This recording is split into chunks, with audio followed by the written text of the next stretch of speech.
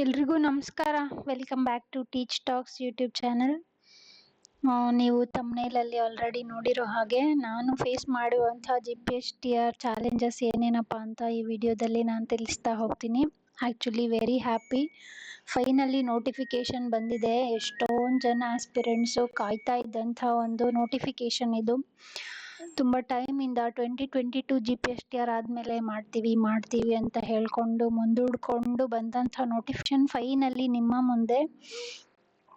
ಎಲ್ರಿಗೂ ಖುಷಿಯಾಗಿರುತ್ತೆ. ಪ್ರಿಪೇರ್ ಆಗ್ತಾ ಇರ್ತೀರ ಎಲ್ಲರೂ ಆಲ್ರೆಡಿ.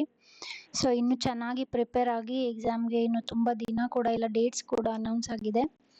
ಚೆನ್ನಾಗಿ ಪ್ರಿಪೇರ್ ಆಗಿ ನಿಮ್ಮ ಸ್ಟ್ರೆಂತ್ ಆ್ಯಂಡ್ ವೀಕ್ನೆಸಸ್ನ ನೋಡ್ಕೊಳ್ಳಿ. ಯಾವುದು ನಿಮಗೆ ಚೆನ್ನಾಗಿ ಬರುತ್ತೆ, ಯಾವುದಕ್ಕೆ ಹೆಚ್ಚು ಫೋಕಸ್ ಮಾಡಬೇಕು ಅನ್ನೋ ನೋಡಿಕೊಂಡು ನೀಟಾಗಿ ಒಂದು ಟೈಮ್ ಟೇಬಲ್ನ ರೆಡಿ ಮಾಡಿಕೊಂಡು ಓದೋಕ್ಕೆ ಶುರು ಮಾಡಿ. ಎಲ್ಲೂ ಟೈಮನ್ನು ವೇಸ್ಟ್ ಮಾಡೋಕ್ಕೆ ಹೋಗಬೇಡಿ.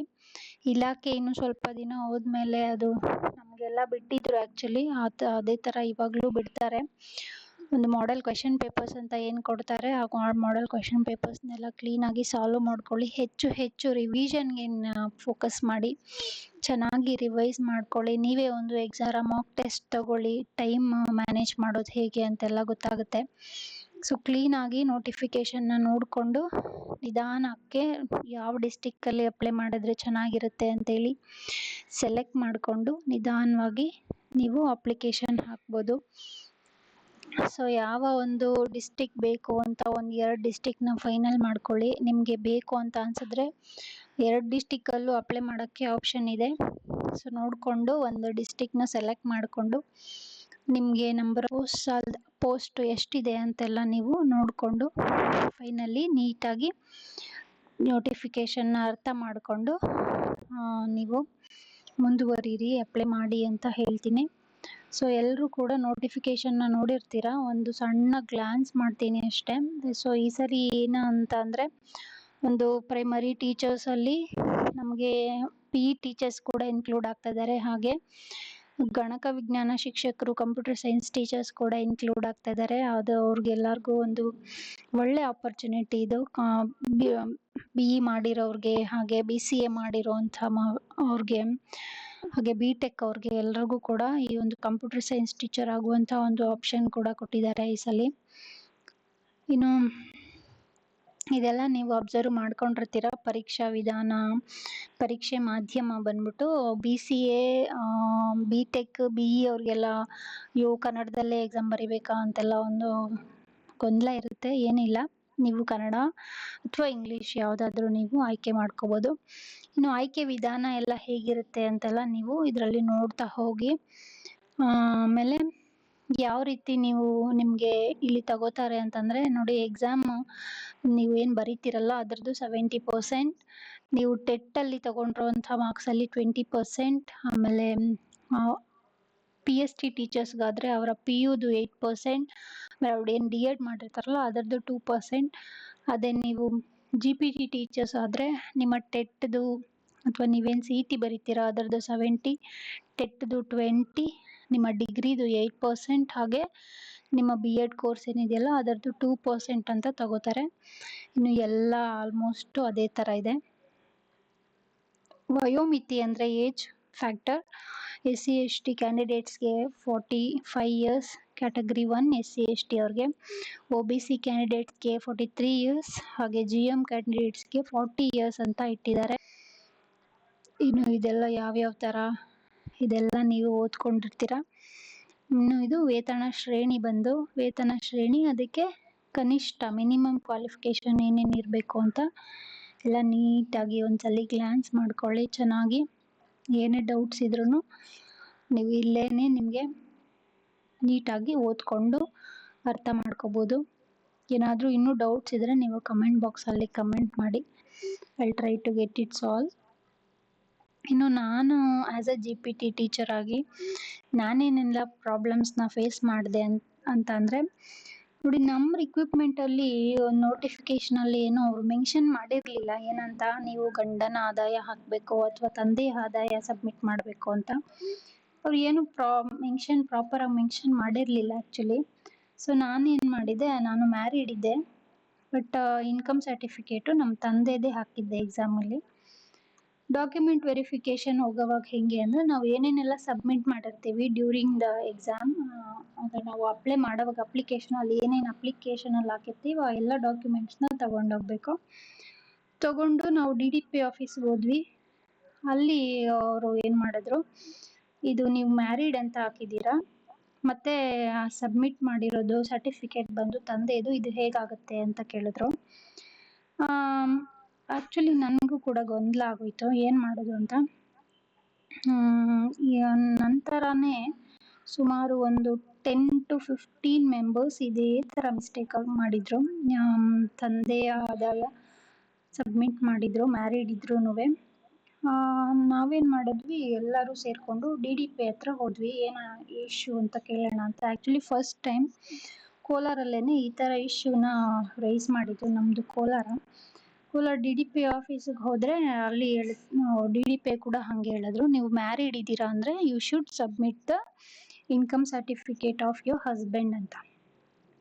ಸೊ ನಮ್ಗೆ ಏನ್ ಮಾಡ್ಬೇಕಂತ ಗೊತ್ತಾಗ್ಲಿಲ್ಲ. ಲಿಸ್ಟ್ ಅನೌನ್ಸ್ ಆಗಿದೆ, ಲಿಸ್ಟಲ್ಲಿ ಹೆಸರಿದೆ, ಡಾಕ್ಯುಮೆಂಟ್ ವೆರಿಫಿಕೇಶನ್ ಬನ್ನಿ ಅಂತ ಕಾಲ್ ಮಾಡಿಬಿಟ್ಟು ಇವಾಗ ಈ ಥರ ಹೇಳ್ತಾ ಇದ್ದಾರಲ್ಲ ಅಂತೇಳಿ ನಾವು 10-15 ಜನ ಮಾತಾಡಿಕೊಂಡು ಸರಿ ಅಂತ ಮೀಡಿಯಾ ಆಯಿತು, ಪ್ರೆಸ್ ಆಯಿತು, ಆಮೇಲೆ ವಿಧಾನಸೌಧಕ್ಕೆ ಹೋಗಿದ್ದಾಯಿತು, ಎಜುಕೇಷನ್ ಮಿನಿಸ್ಟ್ರನ್ನ ಮೀಟ್ ಮಾಡಿದ್ದಾಯಿತು, ಎಲ್ಲ ಆಯಿತು. ಏನು ಪ್ರಯೋಜನ ಆಗಲಿಲ್ಲ.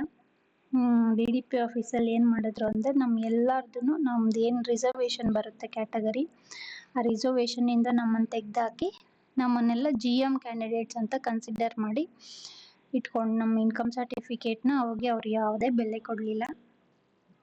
ಸರಿ ಅಂತ ನಾವು ಎಷ್ಟು ಅವ್ರನ್ನ ರಿಕ್ವೆಸ್ಟ್ ಮಾಡಿಕೊಂಡ್ರು ಏನೂ ಯೂಸ್ ಆಗಲಿಲ್ಲ. ಆಮೇಲೆ ಏನು ಮಾಡ್ಕೊಂಡ್ವಿ, ಎಲ್ಲರೂ ಕೋರ್ಟಿಗೆ ಹೋಗೋದು, ಕೇಸ್ ಹಾಕೋದು ಅಂತ ಡಿಸೈಡ್ ಮಾಡ್ಕೊಂಡ್ವಿ. ನನ್ನ ರ್ಯಾಂಕಿಂಗ್ ಏನು ಬಂದಿತ್ತಪ್ಪ ಅಂತಂದರೆ ನಂದು 31 ಬಂದಿತ್ತು ರ್ಯಾಂಕಿಂಗು. ಎಲ್ಲರೂ ಏನು ಹೇಳ್ತಾ ಇದ್ದಾರೆ ಅಂದರೆ ನಿಮಗೆ GM ಅಲ್ಲೇ ಆಗುತ್ತೆ, ಟೆನ್ಷನ್ ತಗೋಬೇಡ, ಕೋರ್ಟು ಕೇಸ್ ಅಂತ ಸುಮ್ಮನೆ ಅಲಿತಾ ಹೋದರೆ ನಿಮಗೇನೆ ಮೆಂಟಲಿ ಸ್ಟ್ರೆಸ್ಸು ಇದೆಲ್ಲ ಜಾಸ್ತಿ ಆಗುತ್ತೆ. ನಾನು ಆ್ಯಕ್ಚುಲಿ ಇವಾಗ ಪೋಸ್ಟ್ ಪಾರ್ಟಮ್ ಮದರ್ ಕೂಡ ಆಗಿದೆ, ಹಾಗಾಗಿ ಜಾಸ್ತಿ ಸ್ಟ್ರೆಸ್ ತಗೋಬೇಡ, ಆಗಿದ್ದಾಗಲಿ ಅಂತೇಳಿ ಸಜೆಸ್ಟ್ ಮಾಡಿದ್ರು ತುಂಬ ನನ್ನ ಫ್ರೆಂಡ್ಸು. ಸರಿ ಅಂತೇಳಿ ನಾನೇನು ಕೇಸ್ ಎಲ್ಲ ಹಾಕಕ್ಕೆ ಹೋಗಲಿಲ್ಲ, ಬಟ್ ವಿಧಾನಸೌಧಕ್ಕೆಲ್ಲ ಹೋಗಿ ಬಂದಿದ್ವಿ. ನನ್ನ ಫ್ರೆಂಡ್ಸು ಯಾರು 10-15 ಜನ ಇದ್ರಲ್ಲ ಅವರೆಲ್ಲ ಕೇಸ್ ಹಾಕೋದು ಅಂತ ಡಿಸೈಡ್ ಮಾಡ್ಕೊಂಡಿದ್ರು. ಆಮೇಲೆ ನಾನು ಕೇಸ್ ಹಾಕಲಿಲ್ಲ, ಬಟ್ ನಾನು ಏನಾಗುತ್ತೋ ಆಗಲಿ ಬಿಡು ಅಂತೇಳಿ ಸುಮ್ಮನೆ ಬಂದುಬಿಟ್ರೆ. ಆಮೇಲೆ ಏನಾಯಿತು, ಲಿಸ್ಟ್ಗೆ ಕೋರ್ಟ್ ಸ್ಟೇ ಆಯಿತು ಫಸ್ಟು. ಆಮೇಲೆ ಕೋರ್ಟಿಂದ ನೀವು ಗೌರ್ಮೆಂಟ್ ಏನು ಲಿಸ್ಟ್ ಅನೌನ್ಸ್ ಮಾಡಿತ್ತಲ್ಲ ಅದನ್ನು ಕ್ಯಾನ್ಸಲ್ ಮಾಡಿ ತಂದೆ ಆದಾಯ ಇರೋರ್ದ ಒಂದು ಲಿಸ್ಟನ್ನೇ ಕನ್ಸಿಡರ್ ಮಾಡ್ಕೊಳ್ಳಿ ಅಂತೇಳಿ ಅನೌನ್ಸ್ ಆಯಿತು. ಮತ್ತೆ ಹೊಸದೊಂದು ಲಿಸ್ಟ್ ಬಿಟ್ಟರು. ಆಮೇಲೆ ರಿಜೆಕ್ಟ್ ಆಗಿದ್ದಿದ್ದ ಕ್ಯಾಂಡಿಡೇಟ್ಸು ಅವ್ರು ಮತ್ತೆ ಕೋರ್ಟಿಗೆ ಹೋದರು. ಕೋರ್ಟ್ ಆಮೇಲೆ ಮತ್ತೆ ಇದೆಲ್ಲ ಕೂಡ ಕೋರ್ಟಲ್ಲಿ ಸಾಲ್ವ್ ಆಗುವಂಥ ಇಶ್ಯೂಸ್ ಅಲ್ಲ, KATಗೆ ಹೋಗಿ ಅಂತ ಹೇಳ್ಬಿಟ್ಟು ಹೇಳಿತ್ತು. KAT ಏನು ಮಾಡ್ತಂತಂದರೆ ಈ ತಂದೆಯ ಆದಾಯನೂ ಬೇಡ, ಗಂಡನ ಆದಾಯನೂ ಬೇಡ, ಎರಡನ್ನೂ ಸಬ್ಮಿಟ್ ಮಾಡಿರುವಂಥ ಕ್ಯಾಂಡಿಡೇಟ್ಸು ಹೋಲ್ಡ್ ಮಾಡಿ, ಏನು ಪ್ರಾಬ್ಲಮ್ ಇಲ್ಲದೆ ಇರುವಂಥ ಕ್ಯಾಂಡಿಡೇಟ್ಸ್ ಯಾರಿದ್ದಾರೆ ಅವ್ರದ್ದು ಲಿಸ್ಟ್ ಅನೌನ್ಸ್ ಮಾಡಿ ಪ್ರೋಸೆಸ್ನ ಸ್ಟಾರ್ಟ್ ಮಾಡಿ ಅಂತ ಹೇಳ್ತು. 13,000 ಚಿಲ್ಲರೆಯಲ್ಲಿ ಟೀಚರ್ಸ್ದು ಪ್ರೋಸೆಸ್ ಸ್ಟಾರ್ಟ್ ಆಯಿತು. ಈ ಥರ ಪ್ರಾಬ್ಲಮ್ ಇರುವಂಥ ಒಂದು 400 ಚೇಂಜ್ ಕ್ಯಾಂಡಿಡೇಟ್ಸು ಹಾಗೆ ಇದ್ದೋದ್ರು. ನಂದು ಥ್ಯಾಂಕ್ ಗಾಡ್ ಆ ಲಿಸ್ಟಲ್ಲಿ ನಂದು GM ಅಲ್ಲೇ ಸೆಲೆಕ್ಟ್ ಆಯಿತು. 31 ಇದ್ದಿದ್ದರಿಂದ ನಂದು ಏನು ಪ್ರಾಬ್ಲಮ್ ಆಗಲಿಲ್ಲ. ಜನರಲಲ್ಲಿ ಸೆಲೆಕ್ಟ್ ಆಗಿ ಲಿಸ್ಟ್ ಬಂತು, ನಂದು ವೆರಿಫಿಕೇಷನ್ ಮುಗೀತು, ಕೌನ್ಸಿಲಿಂಗು ಮುಗೀತು, ಆರ್ಡರ್ ಕಾಪಿನೂ ಸಿಕ್ತು. ಬಟ್ ನನ್ನ ನಂತರನೇ ಕ್ಯಾಂಡಿಡೇಟ್ಸ್ ಏನಿದ್ರು ಅವರೆಲ್ಲ ವೆಯ್ಟ್ ಮಾಡಿ KATಗೆ ಹೋಗಿ ಅಲ್ಲಿಂದ ಮತ್ತೆ ಸುಪ್ರೀಂ ಕೋರ್ಟಿಗೆ ಹೋಗಿ ಫೈನಲಿ ಅವ್ರದ್ದು ಇಶ್ಯೂ ಸಾಲ್ವ್ ಆಗೋಷ್ಟರಲ್ಲಿ 3 years ಆಯಿತು. ಈಗ ಒಂದು 3 months ಹತ್ತತ್ರ ಆಯಿತು ಅಷ್ಟೇ. ಏನಂತ ಡಿಸಿಷನ್ ಬಂತಂದರೆ ಮ್ಯಾರಿಡ್ ವುಮೆನ್ನು ಅವರ ಗಂಡನ ಆದಾಯ ಪ್ರಮಾಣ ಪತ್ರವನ್ನೇ ಸಬ್ಮಿಟ್ ಮಾಡಬೇಕು ಅಂತೇಳಿ ಬಂತು ತೀರ್ಪು. ಹಾಗಾಗಿ ಪಾಪ ಯಾರ್ಯಾರೆಲ್ಲ ಮಾರ್ಕ್ಸ್ ಇದ್ರೂನುವೆ ಸೆಲೆಕ್ಷನ್ ಪ್ರೋಸೆಸ್ಗೆ ಹತ್ತಿರದಲ್ಲಿದ್ರೂನುವೆ ಕಷ್ಟಪಟ್ಟು ಓದಿದ್ರು ಒಂದು ಸರ್ಟಿಫಿಕೇಟ್ ಇಲ್ಲ ಅನ್ನೋ ಒಂದೇ ರೀಸನ್ಗೆ ಅವರು ಜಾಬ್ ಕಳ್ಕೊಂಡ್ರು ಪಾಪ. ಸೊ ಈ ಥರ ಮಿಸ್ಟೇಕ್ಸ್ನ ದಯವಿಟ್ಟು ಯಾರೂ ಮಾಡಕ್ಕೆ ಹೋಗಬೇಡಿ. ನೀವು ಮದುವೆ ಆಗಿದ್ದೀರಾ ಅಂತಂದರೆ ನೀವು ಗಂಡ ಆದಾಯ ಪ್ರಮಾಣ ಪತ್ರವನ್ನೇ ಸಬ್ಮಿಟ್ ಮಾಡಿ. ಇನ್ನೂ ಮಾಡಿಸಿಲ್ಲ ಅಂದ್ರೂ ಪರವಾಗಿಲ್ಲ, ಇನ್ನೂ ಟೈಮ್ ಇದೆ. ನೀವು ಆಧಾರ್ ಕಾರ್ಡು ಎಲ್ಲ ಚೇಂಜ್ ಮಾಡಿಕೊಂಡು ಇವಾಗಲೂ ಕೂಡ ಇನ್ಕಮ್ ಸರ್ಟಿಫಿಕೇಟ್ಗೆ ಅಪ್ಲೈ ಮಾಡ್ಬೋದು. ಅಪ್ಲೈ ಮಾಡಿ ಇನ್ಕಮ್ ಸರ್ಟಿಫಿಕೇಟ್ ಬಂದ ಮೇಲೇ ನೀವು ಎಕ್ಸಾಮ್ಗೆ ಅಪ್ಲೈ ಮಾಡಿ. ನಂದು GM ಅಲ್ಲಿತ್ತು, ಸೊ ಪ್ರಾಬ್ಲಮ್ ಆಗಲಿಲ್ಲ. ಬಟ್ ನನ್ನ ಫ್ರೆಂಡ್ಸ್ ಎಷ್ಟೊಂದು ಜನ ಪಾಪ ಬೇಜಾರು ಮಾಡ್ಕೊಂಡು ಹೋದರು. ಏನೂ ಮಾಡೋಕ್ಕಾಗಲ್ಲ. ಸೊ ಇಷ್ಟು ಪ್ರೋಸೆಸ್ಸು. ಆಮೇಲೆ ಇನ್ನೇನು ಪ್ರಾಬ್ಲಮ್ ಆಗಿತ್ತು ಅಂತಂದರೆ, ಒಂದು ಜೆನ್ಯೂನಿಟಿಯಲ್ಲಿ ಕೂಡ ಒಂದು ಪ್ರಾಬ್ಲಮ್ ಆಗೋಗಿತ್ತು. ಮಾರ್ಕ್ಸ್ ಕಾರ್ಡ್ ಜೆನ್ಯೂನ್ ಆಗಿದೆಯಾ ಇಲ್ವಾ ಅಂತ ನಮ್ಮ ಮಾರ್ಕ್ಸ್ ಕಾರ್ಡ್ಸ್ ಎಲ್ಲ ಇನ್ನೊಂದ್ಸಲ ಯೂನಿವರ್ಸಿಟಿಗೆ ಹೋಗುತ್ತೆ. ಅಲ್ಲಿ ನಂದು SSLC marks card second copy submit ಮಾಡಿದ್ದಿದ್ದು ನಾನು. ಅಲ್ಲಿ ಫೋಟೋ ಮತ್ತು ಸೀಲ್ ಹಾಕಿ ಇತ್ತು ಮಾಡಿದ್ದಿದ್ದು. ನಮ್ಮ ಕ್ಲರ್ಕ್ ಹಾಗೆ ಮಾಡಿಕೊಟ್ಟಿದ್ರು ನನಗೆ ಸೆಕೆಂಡ್ ಕಾಪಿ ಮಾರ್ಕ್ಸ್ ಕಾರ್ಡ್ ಮೇಲೆ. ಸೆಕೆಂಡ್ ಕಾಪಿ ಮಾರ್ಕ್ಸ್ ಕಾರ್ಡ್ಸ್ಗೆ ಯಾವತ್ತೂ ನಾವು ಫೋಟೋನ ಪೇಸ್ಟ್ ಮಾಡಬಾರ್ದಂತೆ. ಅದು ನಂಗೆ ಗೊತ್ತಿರಲಿಲ್ಲ. ಅಲ್ಲಿಂದ ಅದು ರಿಜೆಕ್ಟ್ ಆಗಿ ವಾಪಸ್ ಬಂದಿತ್ತು. ಮತ್ತು ಏನಕ್ಕೆ ಅಂತ ವಿಚಾರಿಸಿದ್ರೆ ಸೆಕೆಂಡ್ ಕಾಪಿಯಲ್ಲಿ ಪೇಸ್ಟ್ ಮಾಡಬಾರ್ದಾಗಿತ್ತು ಫೋಟೋ ಅಂತ ಅಂದರು. ಸರಿ ಅಂತೇಳಿ ಮತ್ತೆ ಆ ಸೆಕೆಂಡ್ ಕಾಪಿನ ವಾಪಸ್ ತರಿಸ್ಕೊಂಡು ಥರ್ಡ್ ಕಾಪಿಗೆ ಅಪ್ಲೈ ಮಾಡಿ, ಥರ್ಡ್ ಕಾಪಿನ ಬಂದ ಮೇಲೆ ವೆಯ್ಟ್ ಮಾಡಿ ಥರ್ಡ್ ಕಾಪಿನ ಸಬ್ಮಿಟ್ ಮಾಡಿ ಆಮೇಲೆ ಜೆನ್ಯೂನಿಟಿಗೆ ಕಳಿಸಿದ್ದಾಯಿತು. ಸೊ ಇದೆಲ್ಲ ತಲೆನೋವು ನನ್ನ ಒಂದು GPST ಆ ಟೈಮಲ್ಲಿ. ಆಮೇಲೆ ಮೆಡಿಕಲ್ ಚೆಕಪ್ ಇತ್ತಲ್ಲ, ಆವಾಗಲೂ ಒಂದು ಸ್ವಲ್ಪ ಪ್ರಾಬ್ಲಮ್ ಆಗಿತ್ತು. ಎಷ್ಟು ಒಂದು ಒದ್ದಾಡಿದ್ದೀವಿ ಅಂದರೆ ಸೀರಿಯಸ್ಲಿ ಲಾಸ್ಟ್ ಮೂಮೆಂಟ್ವರೆಗೂ, ಲಾಸ್ಟಲ್ಲಿ ಫೈನಲ್ ಸೆಲೆಕ್ಷನ್ ಲಿಸ್ಟ್ ಬರೋವರೆಗೂ, ಕೌನ್ಸ್ಲಿಂಗ್ ಸೆಲೆಕ್ಷನ್ ಲಿಸ್ಟ್ ಅಂತ ಬರೋವರೆಗೂ ನನಗಂತೂ ಡವ ಡವ ಡವ ಅಂತ ಇರೋದು. ಆಗುತ್ತೋ ಆಗಲ್ವೋ ಆಗುತ್ತೋ ಆಗಲ್ವೋ ಆಗುತ್ತೋ ಆಗಲ್ವೋ ಅಂತ ಅಷ್ಟು ಅದು ಟೆನ್ಷನ್ನು, ಅಷ್ಟೊಂದು ಸ್ಟ್ರೆಸ್ಸು ಇತ್ತು ಆ ಟೈಮಲ್ಲಿ.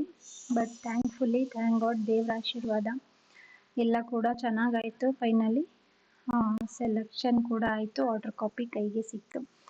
ಈ ಪ್ರೋಸೆಸ್ಸಲ್ಲಿ ಪಾಪ ನೋಟಿಫಿಕೇಷನ್ನು ಎಲ್ಲ ಆಗಿ, ಎಕ್ಸಾಮ್ ಬರೆದು ಸೆಲೆಕ್ಟ್ ಆಗಿ, ಡಾಕ್ಯುಮೆಂಟ್ ವೆರಿಫಿಕೇಷನ್ ಕೂಡ ಆಗಿ, ಅಲ್ಲಿಂದ ವಾಪಸ್ ಹೋಗ್ಬೇಕಲ್ಲ. ಏನೋ ಮಾರ್ಕ್ಸ್ ಇಲ್ಲದೆ ನಾವು ಲಿಸ್ಟಲ್ಲಿ ಸೆಲೆಕ್ಟೇ ಆಗದೆ ಮಾರ್ಕ್ಸೇ ಬರದೆ ನಾವು ಹಿಂದೆ ಇದ್ದರೆ ಓಕೆ, ನಮ್ಮದೇ ಮಿಸ್ಟೇಕು, ಇನ್ನೊಂದ್ಸಲಿ ಚೆನ್ನಾಗಿ ಓದೋಣ ಅಂತ ಅನ್ಕೋಬೋದು. ಬಟ್ ಒನ್ಸ್ ನಾವು ಚೆನ್ನಾಗಿ ಓದಿ ಮೆರಿಟ್ ತೊಗೊಂಡು ಮಾರ್ಕ್ಸ್ ತೊಗೊಂಡು ಅಲ್ಲಿವರೆಗೂ ಬಂದು ಇನ್ನೇನು ನಾವು ಟೀಚರ್ಸ್ ಆಗೇ ಬಿಟ್ವಿ, ಗೌರ್ಮೆಂಟ್ ಶಾಲೆಗೆ ಹೋಗ್ತೀವಿ ಅಂತ ಕನಸು ಕಟ್ಕೊಂಡು ನಾವು ಒಂದು ಮಾರ್ಕ್ಸ್ ಕಾರ್ಡ್ ಇಲ್ಲ, ಒಂದು ಸರ್ಟಿಫಿಕೇಟ್ ಇಶ್ಯೂ ಆಗಿ ನಾವು ಮನೆಗೆ ಹೋಗ್ಬೇಕಾಗುತ್ತೆ ಅಂದರೆ ನಿಜವಾಗ್ಲೂ ತುಂಬ ಬೇಜಾರಾಗುತ್ತೆ.